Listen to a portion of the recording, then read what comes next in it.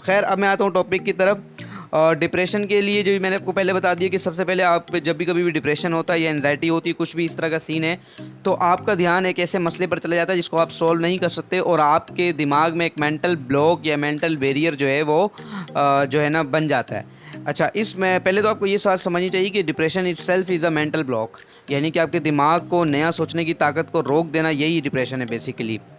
अच्छा, अब इस डिप्रेशन से निकला कैसे जाए, एक कहानी है। ये कहानी आपको सारी बातें क्लियर करवा देगी और ये कहानी आपको ये भी बता देगी कि क्यों लोग डिप्रेशन से नहीं निकल पाते और आज कौन है जो अल्लाह ना करे कि डिप्रेशन में है या उसका कोई है और वो जो है ना निकल के जाएगा इंशाल्लाह ताला। खैर जो है ना वो कहानी ये कि जी एक शख्स था और अच्छा ये कहानी सच्ची है, लेकिन ये कहानी चूँकि बहुत पुरानी है तो ये मैंने किसी किताब में पढ़ी थी, भी याद तो नहीं है, लेकिन ये बहुत पुरानी किताब कहानी ये मुझे पता है, यानी वर्ल्ड वार से भी काफ़ी पहले की यानी 100 साल से आप समझ सकते हैं कि पहले की कहानी है।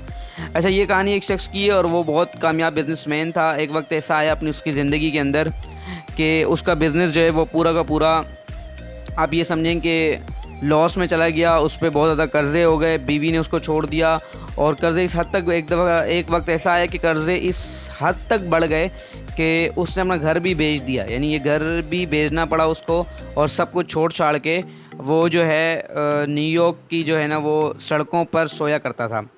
खैर जब इंटरव्यूअर ने कुछ साल बाद जब वो दोबारा कामयाब हो गया तो उससे पूछा कि आप जब इतना आपके ऊपर बुरा वक्त आया तो उसके बाद आप कामयाब कैसे हुए, तो उसने कहा जी जिस दिन सर्दी थी और एक दिन जो है मैं न्यूयॉर्क के अंदर ठंड जमा देने वाली सर्दी के अंदर न्यूयॉर्क की एक बेंच पे एक पार्क के अंदर सोया हुआ था। बस वो दिन था कि जब मैं उठा हूँ तो उसके बाद जब मेरे उठने के बाद जो है वो मुझे कामयाबी मिल गई है।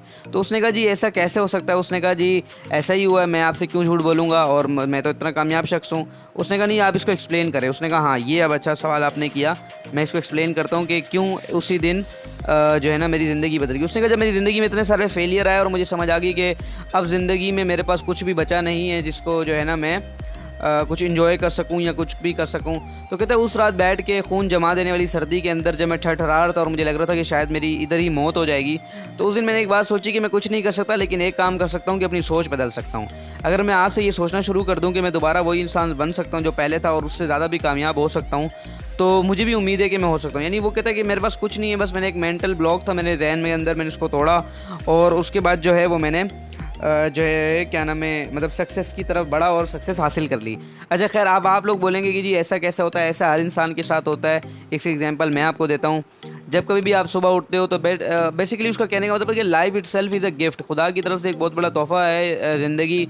और अगर खुदा ने ये कभी भी नहीं कहा कि तुम जो है ना वो लाजमी इस दुनिया के अंदर कामयाबी हो क्या हो, फेलियर के बाद भी कामयाबी वो देता है और फेलियर भी उसी की तरफ से है।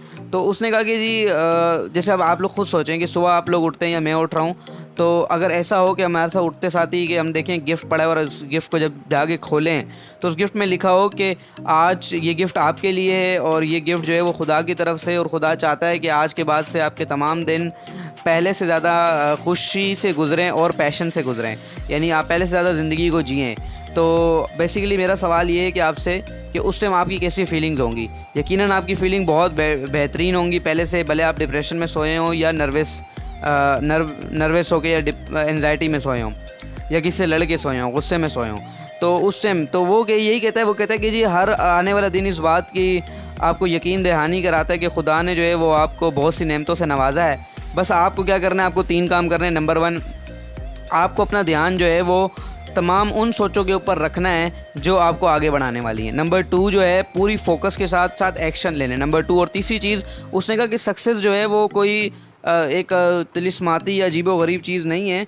सक्सेस जो है itself is a direction to use. Success सिर्फ एक डायरेक्शन, एक रास्ता है जिस पर आप चलते हो और आपको कामयाबी मिलती है।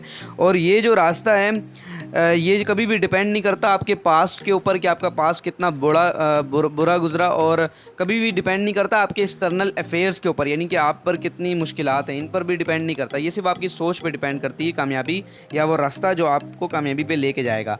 अच्छा, ये रास्ता आपको कैसे मिलेगा? वो कहते हैं रास्ता मुझे जो मिला था वो उस दिन जब मैं सुबह उठा तो मैंने डिसीजन ले लिया था जी। और आपको पता है डिसीजन टोनी रॉबिन्स भी कहता है जिस लम्हे आप डिसीजन लेते हैं आने वाले वक्त जो है वो आपका डिज़ाइन हो जाता है। तो उसने यही कहा कि जी मैंने जो है ना वो डिसीजन ले लिया और बस उसने मुझे डायरेक्शन दी और मैं उस पर चला। खैर अगली बात वो करता है कि अगर ये इतना ही आसान है इंटरव्यूअर उससे पूछता है कि अगर वो इतना आसान है आप ये कह रहे हैं, तो फिर मुझे आप ये क्यों नहीं बताते कि हर इंसान इसे क्यों नहीं कर सकता। मतलब जैसे आपने तो इसको महसूस किया, इस फीलिंग को, और पॉजिटिव फीलिंग अपने अंदर लेके आए और अच्छी सोचों के साथ काम किया और अब दोबारा कामयाब हो गए, तो हर इंसान ऐसा क्यों नहीं कर सकता।